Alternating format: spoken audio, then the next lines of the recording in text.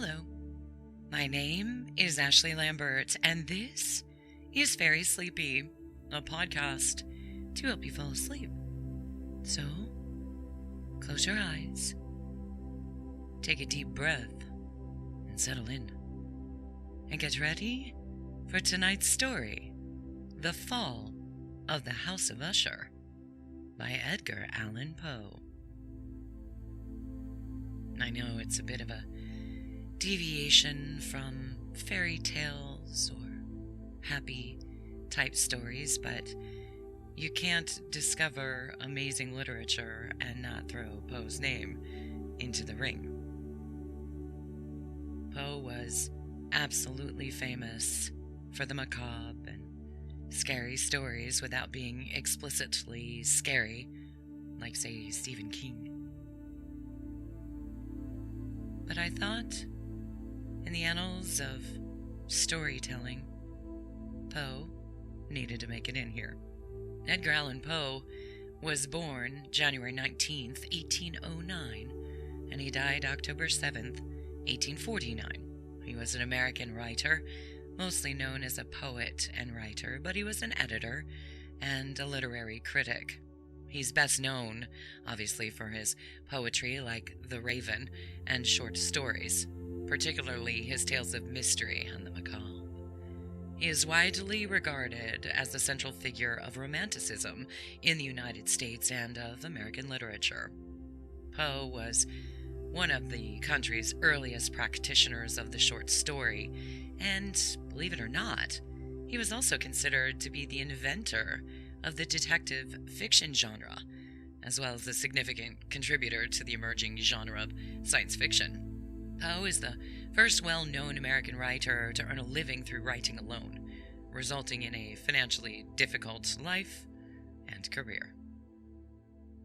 Now, the story of Poe's death on October 7th, 1849, is still seemingly mysterious, but many people have attributed it to disease or substance abuse, even suicide.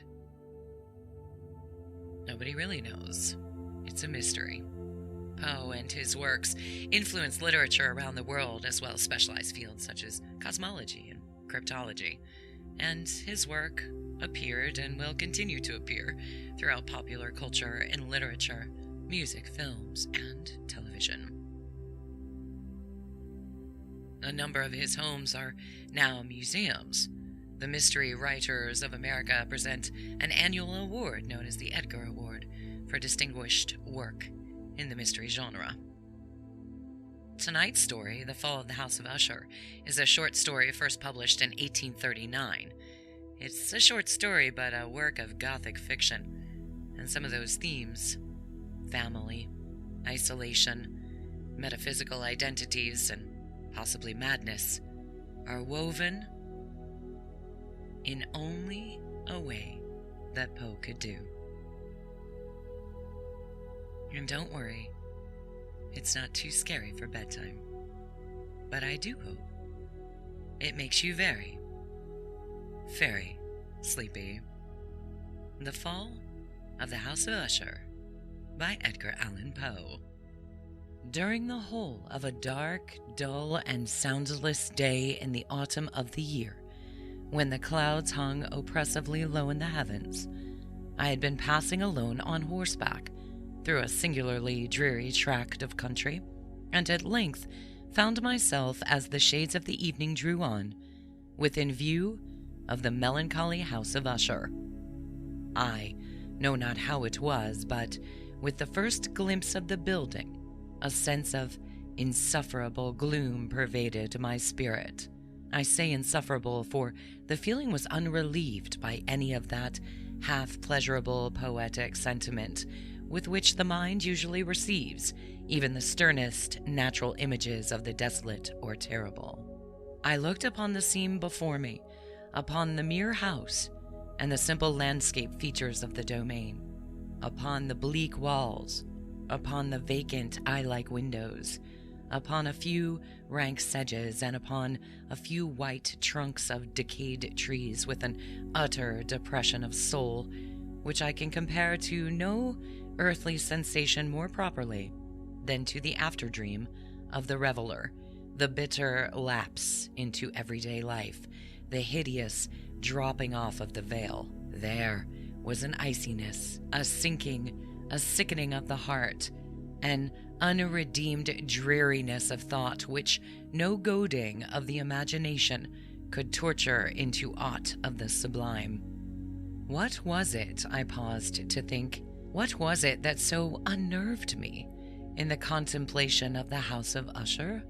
It was a mystery, all insoluble, nor could I grapple with the shadowy fancies that crowded upon me as I pondered.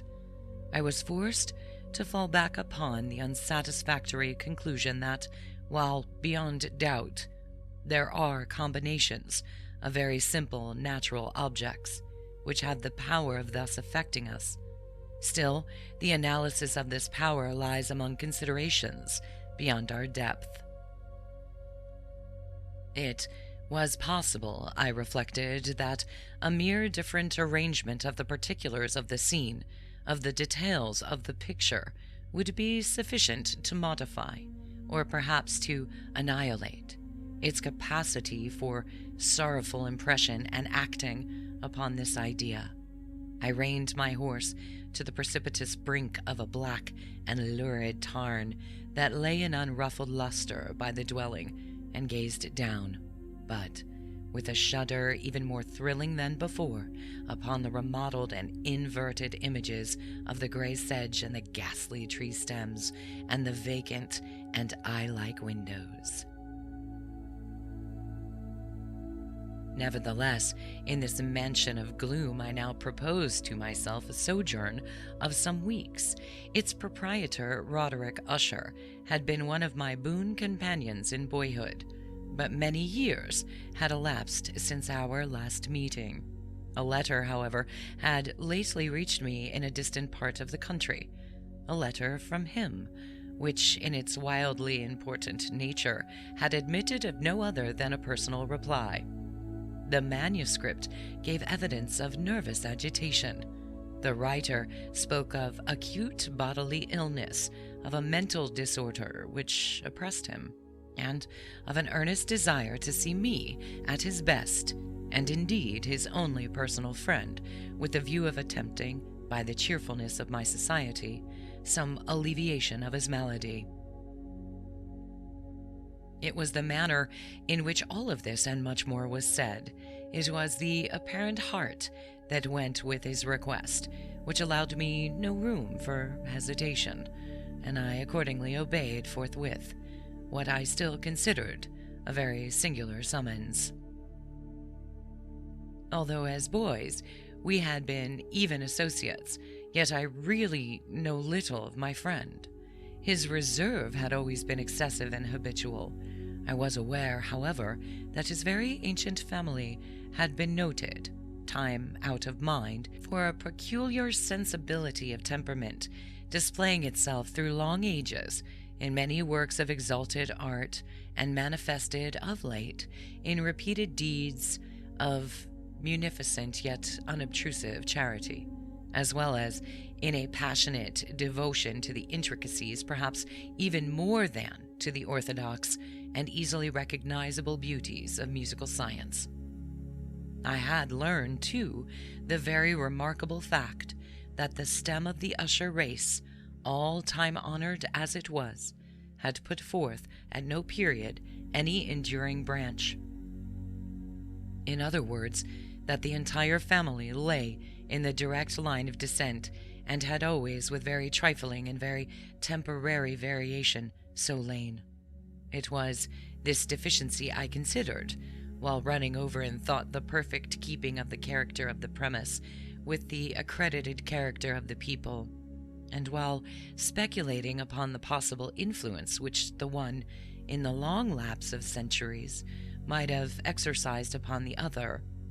It was this deficiency, perhaps, of collateral issue, and the consequent undeviating transmission from sire to son of the patrimony with the name which had at length so identified the two as to merge the original title of the estate in the quaint and equivocal appellation of the House of Usher, an appellation which seemed to include, in the minds of the peasantry who used it, both the family and the family mansion. I have said that the sole effect of my somewhat childish experiment, that of looking down within the tarn, had begun to deepen the first singular impression. There can be no doubt that the consciousness of the rapid increase of my superstition, for why should I not so term it, served mainly to accelerate the increase itself. Such, I have long known, it is the paradoxical law of all sentiments having terror as a basis, and it might have been for this reason only that, when I again uplifted my eyes to the house itself, from its image in the pool, there grew in my mind a strange fancy, a fancy so ridiculous indeed, that I but mention it to show the vivid force of the sensations which oppressed me. I had so worked upon my imagination as really to believe that about the whole mansion and domain hung an atmosphere peculiar to themselves and their immediate vicinity, an atmosphere which had no affinity with the air of heaven, but which had reeked up from the decayed trees and the gray wall and the silent tarn, a pestilent and mystic vapor, dull, sluggish, faintly discernible, and leaden-hued. Shaking off from my spirit what must have been a dream, I scanned more narrowly the real aspect of the building. Its principal feature seemed to be that of an excessive antiquity. The discoloration of ages had been great. Minute fungi overspread the whole exterior, hanging in a fine, tangled webwork from the eaves. Yet all this was apart from any extraordinary dilapidation. No portion of the masonry had fallen, and there appeared to be a wild inconsistency between its still perfect adaptation of parts and the crumbling condition of the individual stones. In this, there was much that reminded me of the spacious totality of old woodwork which has rotted for long years in some neglected vault, with no disturbance from the breath of the external air.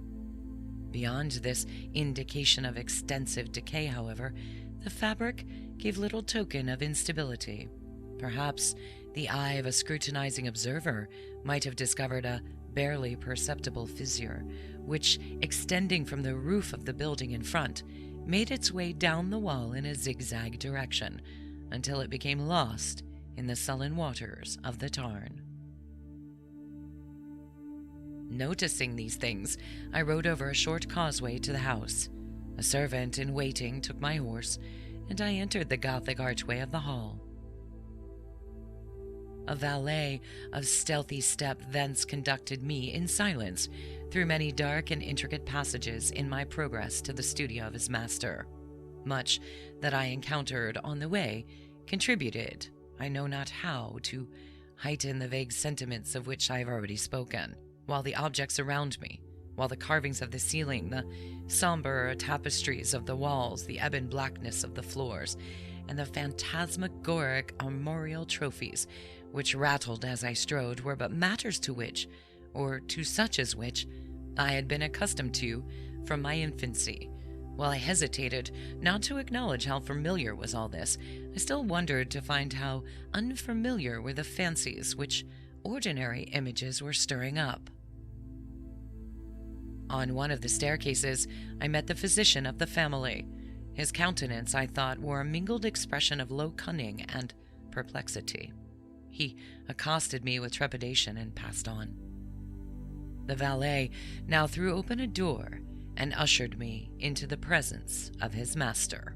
The room in which I found myself was large and lofty. The windows were long, narrow and pointed, and at so vast a distance from the black oaken floor as to be altogether inaccessible from within. Feeble gleams of encrimsoned light made their way through the trellised panes, and served to render sufficiently distinct the more prominent objects around. The eye, however, struggled in vain to reach the remoter angles of the walls. The general furniture was profuse, comfortless, antique, and tattered. Many books and musical instruments lay scattered about, but failed to give any vitality to the scene.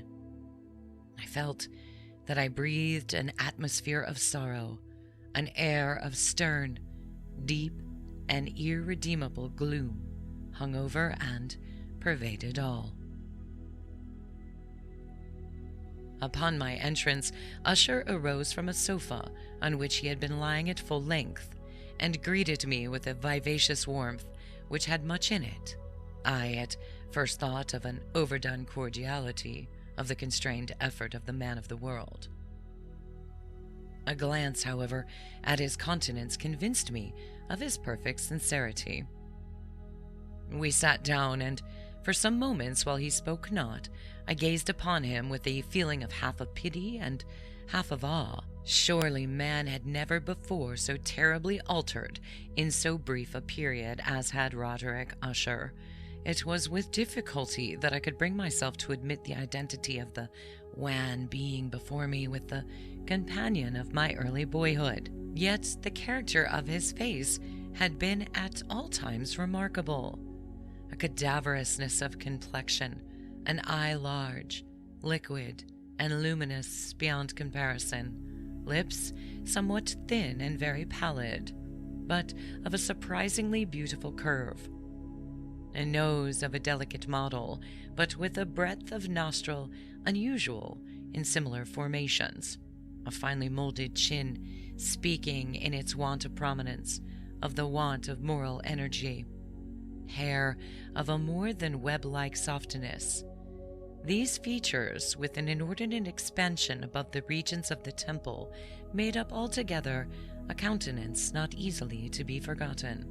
And now, in the mere exaggeration of the prevailing characters of these features and of the expression they were wont to convey, lay so much of change that I doubted to whom I spoke. The now ghastly pallor of the skin and the now miraculous luster of the eye, above all things, startled and even awed me. The silken hair, too, had been suffered to grow all unheeded, as is, in its wild gossamer texture, it floated rather than fell about the face.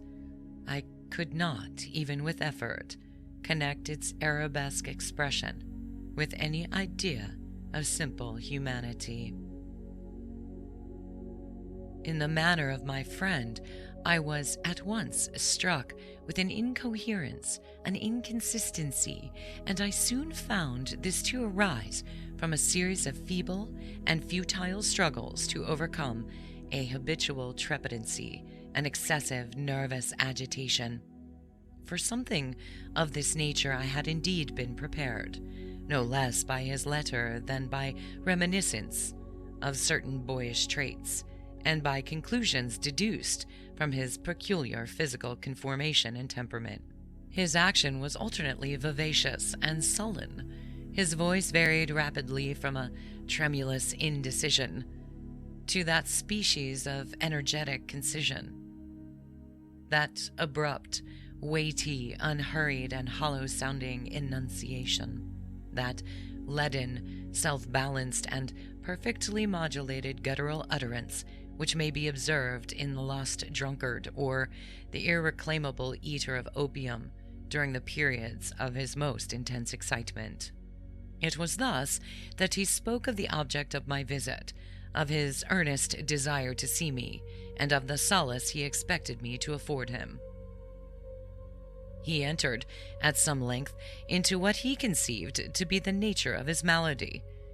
It was, he said, a constitutional and a family evil, and one for which he despaired to find a remedy. A mere nervous affection, he immediately added, which would undoubtedly soon pass off. It displayed itself in a host of unnatural sensations. Some of these, as he detailed them, interested and bewildered me, although, perhaps, the terms and the general manner of the narration had their weight. He suffered much from a morbid acuteness of the senses. The most insipid food was alone endurable. He could wear only garments of certain texture. The odors of all flowers were oppressive. His eyes were tortured, even by a faint light, and there were but peculiar sounds, and these from stringed instruments, which did not inspire him with horror. To an anomalous species of terror I found him bound.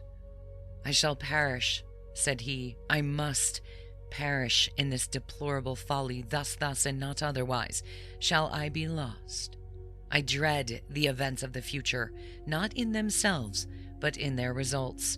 I shudder at the thought of any, even the most trivial incident, which may operate upon this intolerable agitation of soul. I have, indeed, no abhorrence of danger, except in its absolute effect, in terror.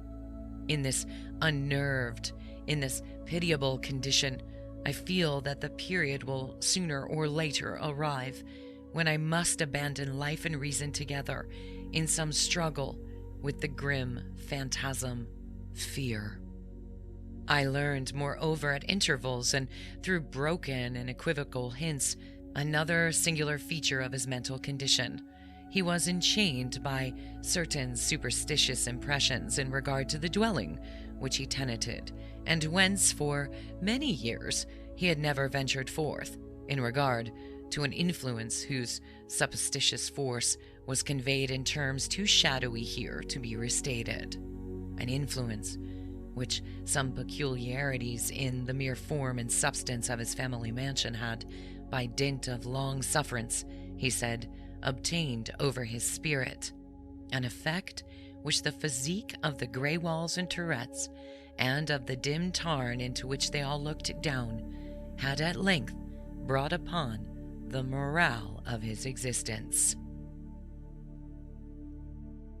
He admitted, however, although with hesitation, that much of the peculiar gloom which thus afflicted him could be traced to a more natural and far more palpable origin, to the severe and long-continued illness, indeed, to the evidently approaching dissolution of a tenderly beloved sister, his sole companion for long years, his last and only relative on earth. Her decease, he said with a bitterness which I can never forget, would leave him, the hopeless and the frail, the last of the ancient race of the Ushers. While he spoke, the Lady Madeline, for so she was called, passed slowly through a remote portion of the apartment, and without having noticed my presence, disappeared. I regarded her with an utter astonishment, not unmingled with dread, and yet I found it impossible to account for such feelings. A sensation of stupor oppressed me as my eyes followed her retreating steps. When a door at length closed upon her, my glance sought instinctively and eagerly the countenance of the brother, but he had buried his face in his hands, and I could only perceive that a far more ordinary wanness had overspread the emaciated fingers through which trickled many passionate tears. The disease of the Lady Madeline had long baffled the skill of her physicians.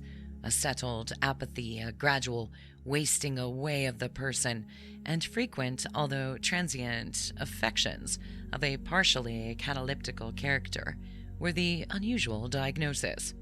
Hitherto, she had steadily borne up against the pressure of her malady, and had not betaken herself finally to bed. But on the closing in of the evening of my arrival at the house, she succumbed, as her brother told me at night with inexpressible agitation. She had succumbed to the prostrating power of the destroyer, and I learned that the glimpse I had obtained of her person would thus probably be the last I should obtain, that the lady, at least while living, would be seen by me no more. For several days ensuing, her name was unmentioned by either Usher or myself, and during this period I was busied in earnest endeavors to alleviate the melancholy of my friend. We painted and read together, or I listened, as if in a dream, to the wild improvisations of his speaking guitar, and thus, as a closer and still closer intimacy admitted me more unreservedly into the recesses of his spirit, the more bitterly did I perceive the futility of all attempt at cheering a mind from which darkness, as if an inherent positive quality, poured forth upon all objects of the moral and physical universe in one unceasing radiation of gloom. I shall ever bear about me a memory of the many solemn hours I thus spent alone with the master of the House of Usher, yet I should fail in any attempt to convey an idea of the exact character of the studies or of the occupations in which he involved me or led me the way. An excited and highly distempered ideality threw a sulphurous luster over all. His long improvised dirges will ring forever in my ears. Among other things, I hold painfully in mind a certain singular perversion and amplification of the wild air of the last waltz of von Weber. From the paintings over which his elaborate fancy brooded, and which grew touch by touch into vagueness, at which I shuddered the more thrillingly, because I shuddered, knowing not why, from these paintings, vivid as their images are now before me, I would in vain endeavor to adduce more than a small portion of what should lie within the compass of merely written words. By the utter simplicity, by the nakedness of his designs, he arrested and overawed attention. If ever mortal painted an idea, that mortal was Roderick Usher. For me, at least, in the circumstances then surrounding me, arose, out of the pure abstractions which the hypochondriac contrived to throw upon his canvas, an intensity of intolerable awe, no shadow of which I felt, yet in the contemplation of the certainty glowing yet too concrete reveries of Fuseli. One of the phantasmagoric conceptions of my friend, partaking not so rigidly of the spirit of abstraction, may be shadowed forth, although feebly, in words. A small picture presented the interior of an immensely long and rectangular vault or tunnel, with low walls, smooth, white, and without interruption or device. Certain accessory points of the design served well to convey the idea that this excavation lay at an exceeding depth below the surface of the earth.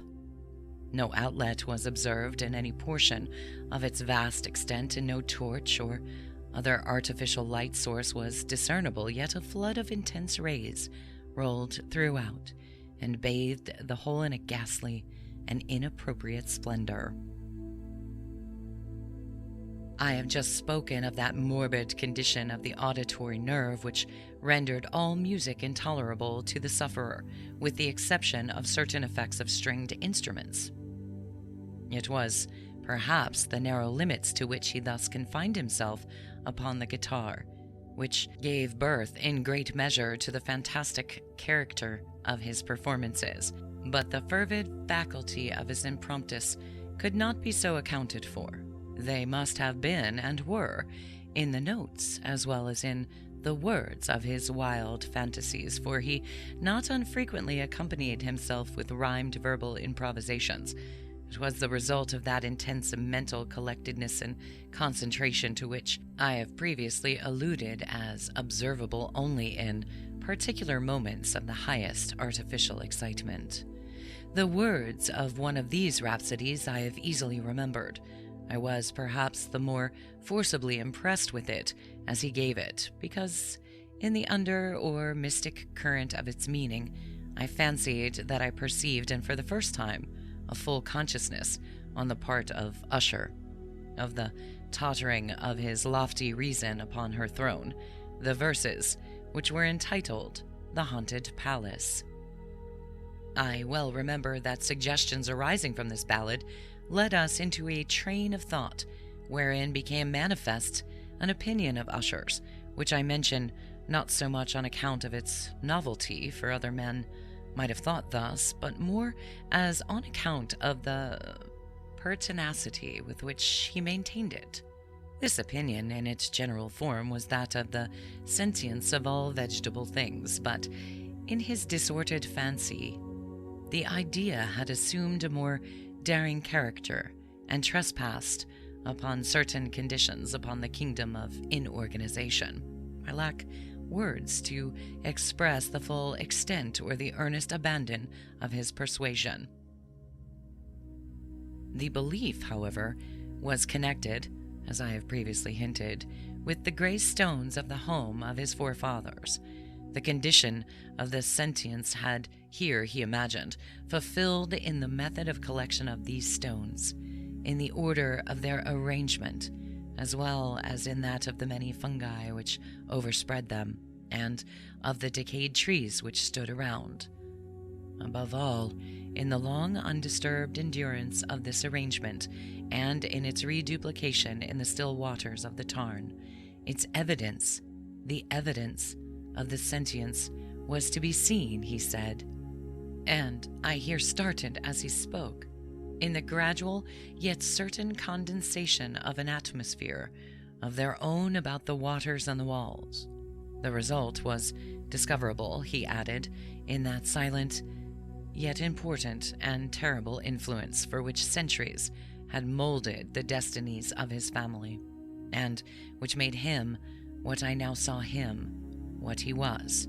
Such opinions need no comment, and I will make none.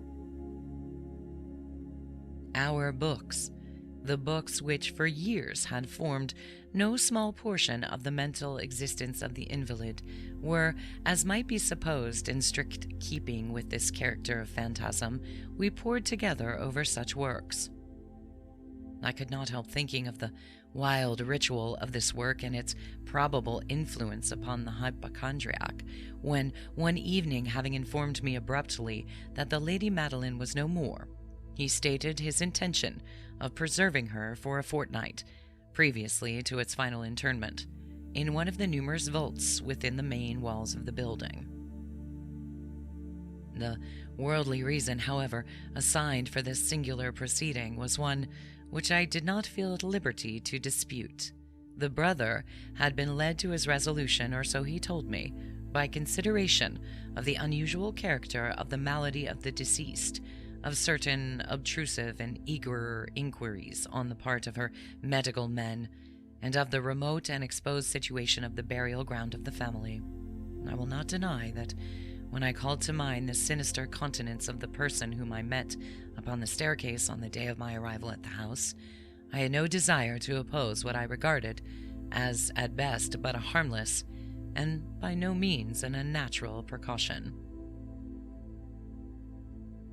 At the request of Usher, I personally aided him in the arrangements for the temporary entombment.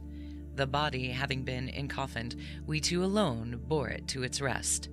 The vault in which we placed it, and which had been so long unopened that our torches, half smothered in the oppressive atmosphere, gave us little opportunity for investigation, but it was still small, damp, and entirely without means of admission for light, lying at great depth immediately beneath that portion of the building in which was my own sleeping apartment.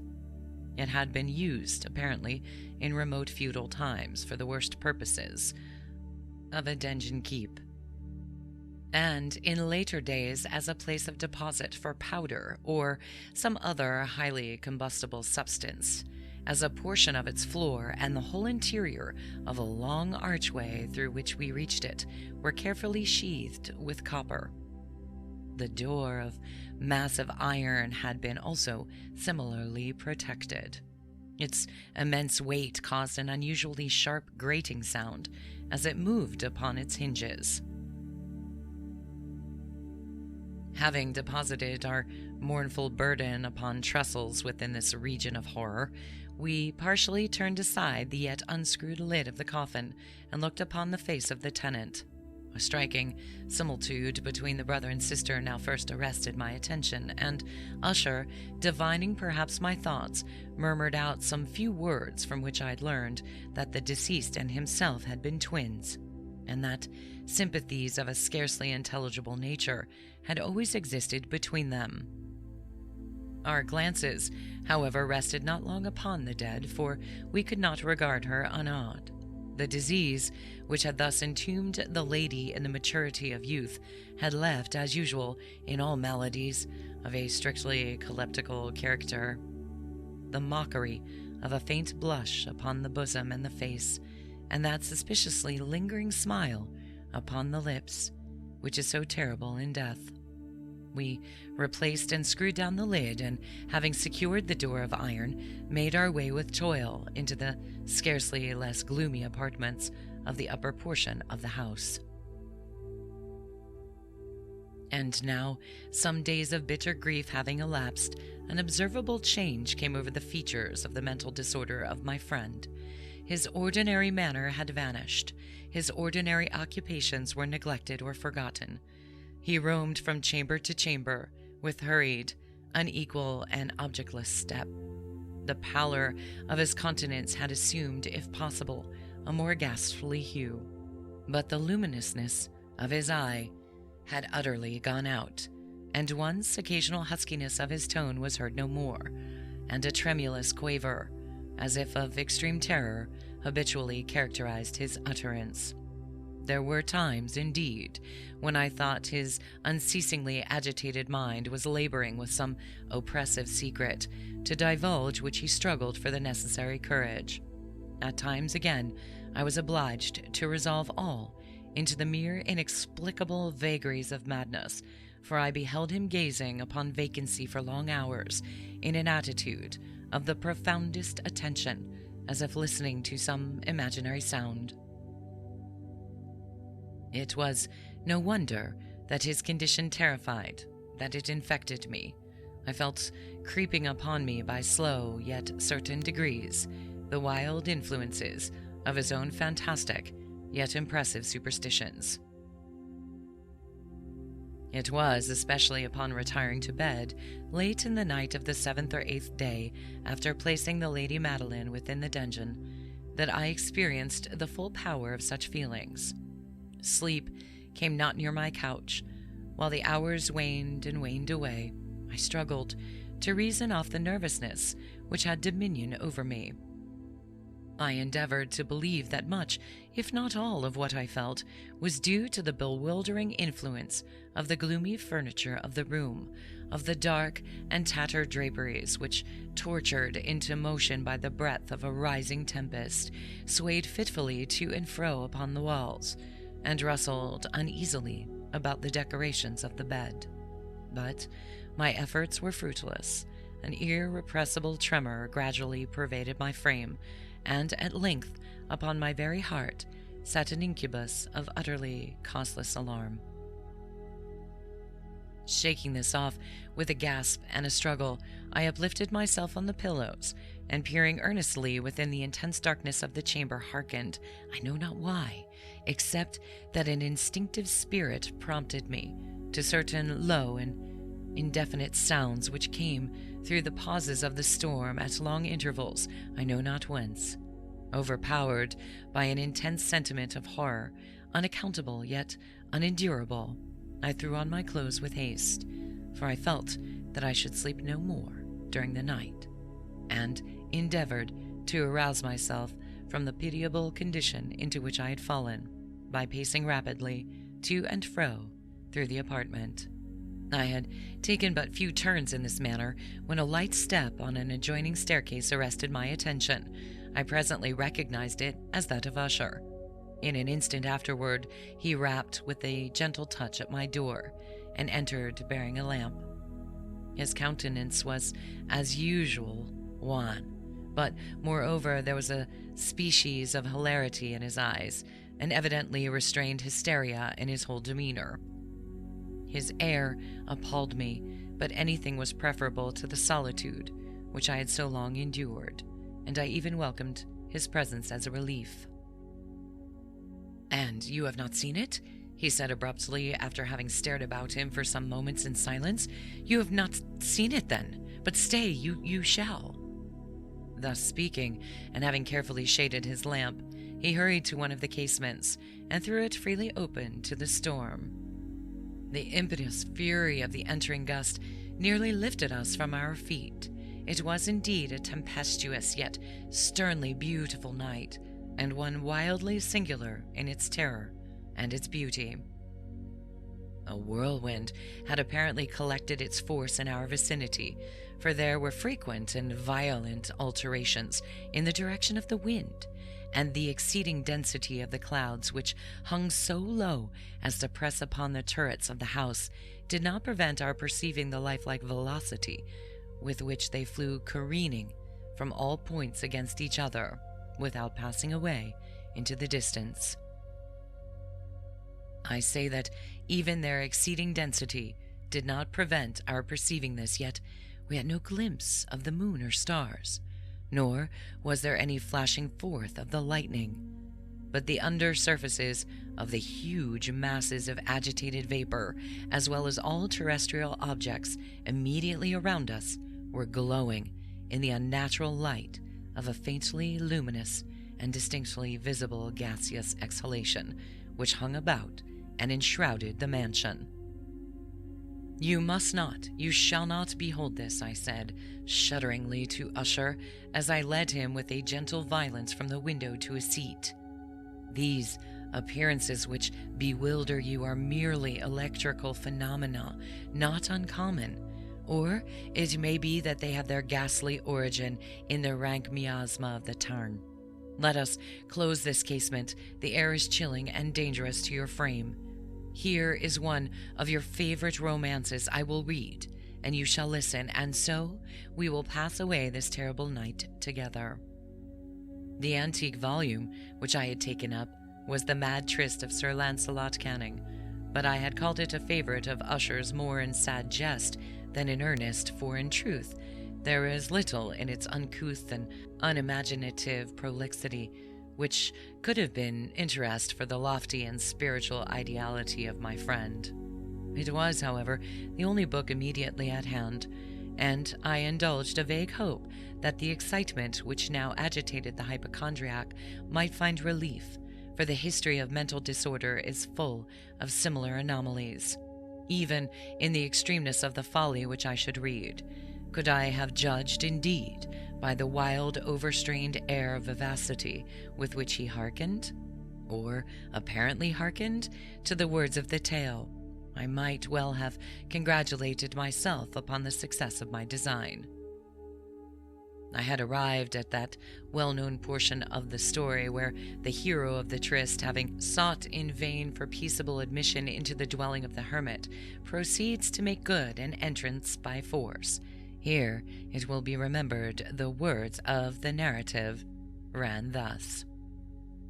And Ethelred, who was by nature of a doughty heart, and who was now mighty withal, on account of the powerfulness of the wine which he had drunken, waited no longer to hold parley with the hermit, who, in sooth, was of an obstinate and maliceful turn, but, feeling the rain upon his shoulders, and feeling the rising of the tempest, uplifted his mace outright, and with blows made quickly room in the plankings of the door for his gauntleted hand, and now pulling therewith sturdily, he so cracked and ripped and tore all asunder, that the noise of the dry and hollow-sounding wood reverberated throughout the forest.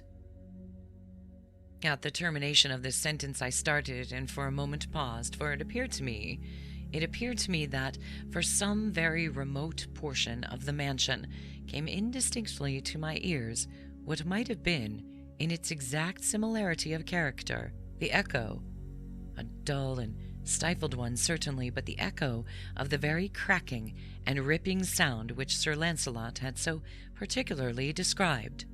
It was, beyond doubt, the coincidence alone which had arrested my attention, for amid the rattling of the sashes of the casements and the ordinary commingled noises of the still increasing storm, the sound in itself had nothing, surely, which would have interested or disturbed me. I continued the story. Here again I paused abruptly, and now with a feeling of wild amazement, for there could be no doubt whatever that, in that instance, I did actually hear, although from What direction it proceeded, I found it impossible to say. A low and apparently distant, but harsh, protracted, and most unusual screaming or grating sound. The exact counterpart of what my fancy had already conjured up for the dragon's unnatural shriek, as described by the romancer. Oppressed, as I certainly was, upon the occurrence of this second and most extraordinary coincidence, by 1,000 conflicting sensations, in which wonder and extreme terror were predominant, I still retained sufficient presence of mind to avoid exciting by any observation the sensitive nervousness of my companion. I was by no means certain that he had noticed the sounds in question, although assuredly a strange alteration had, during the last few minutes, taken place in his demeanor. From a position fronting my own, he had gradually brought round his chair, so as to sit with his face to the door of the chamber, and thus I could but partially perceive his features, although I saw that his lips trembled, as if he were murmuring inaudibly.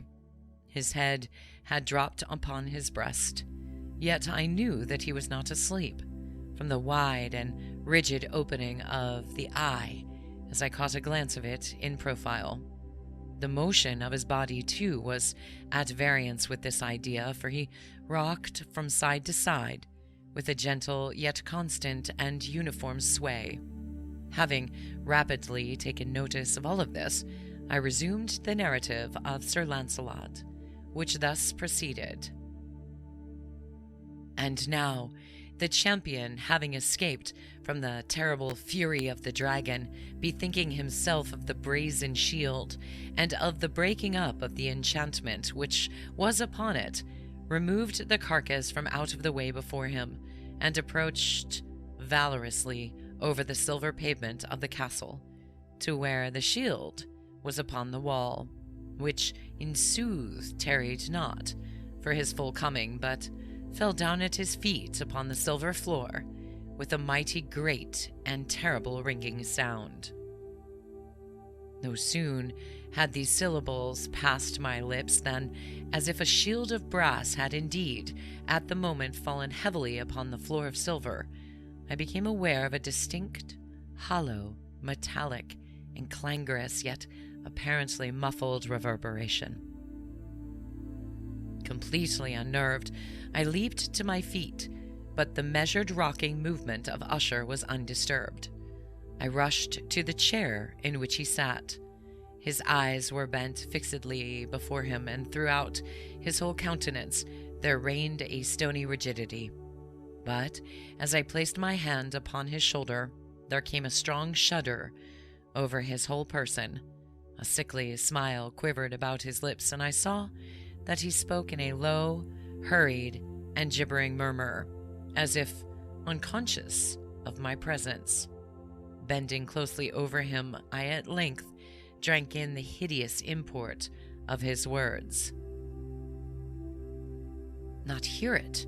Yes, I hear it, I have heard it. Long, many minutes, many hours, many days I have heard it, yet I dared not, oh, pity me, miserable wretch that I am. I dared not speak. We have put her living in the tomb. Said I not that my senses were acute? I now tell you that I heard her first feeble movements in the hollow coffin. I heard them many, many days ago, yet I dared not speak. And now, tonight, Ethelred, the breaking of the hermit's door and the death cry of the dragon and the clangor of the shield. Say, rather, the rending of her coffin and the grating of the iron hinges of her prison, and her struggles within the coppered archway of the vault. Oh, whither shall I fly? Will she not be here anon? Is she not hurrying to upbraid me for my haste? Have I not heard her footstep on the stair? Do I not distinguish that heavy and horrible beating of her heart? Madman!" Here he sprung furiously to his feet, and I shrieked out his syllables, as if in the effort he were giving up his soul. "Madman, I tell you that she now stands without the door." As if in the superhuman energy of his utterance there had been found the potency of a spell, the huge antique panels to which the speaker pointed threw slowly back upon the instant their ponderous and ebony jaws. It was the work of the rushing gust. But then, without those doors, there did stand the lofty and enshrouded figure of the Lady of Usher. There was evidence of struggle upon every portion of her frame. For a moment she remained trembling and reeling to and fro upon the threshold. Then, with a low moaning cry, fell heavily inward upon the person of her brother, and, in her violent and now final death agonies, bore him to the floor a corpse, and victim to the terrors he had anticipated. From that chamber, and from that mansion, I fled aghast. The storm was still abroad in all its wrath as I found myself crossing the old causeway. Suddenly there shot along the path a wild light, and I turned to see whence a gleam so unusual could have issued, for the vast house and its shadows were alone behind me. The radiance was that of the full, setting moon, which now shone vividly through that once barely discernible fissure of which I have before spoken, as extending from the roof of the building in a zigzag direction to the base. While I gazed, this fissure rapidly widened. There came a fierce breath of the whirlwind. The entire orb of the satellite burst at once upon my sight.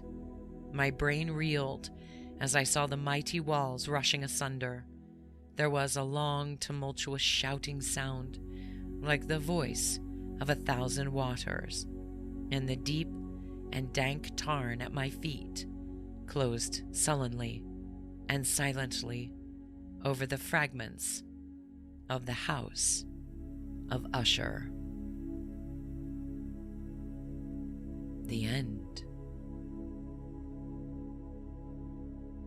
I hope you enjoyed tonight's story, The Fall of the House of Usher by Edgar Allan Poe, well known for his dark and scary stories.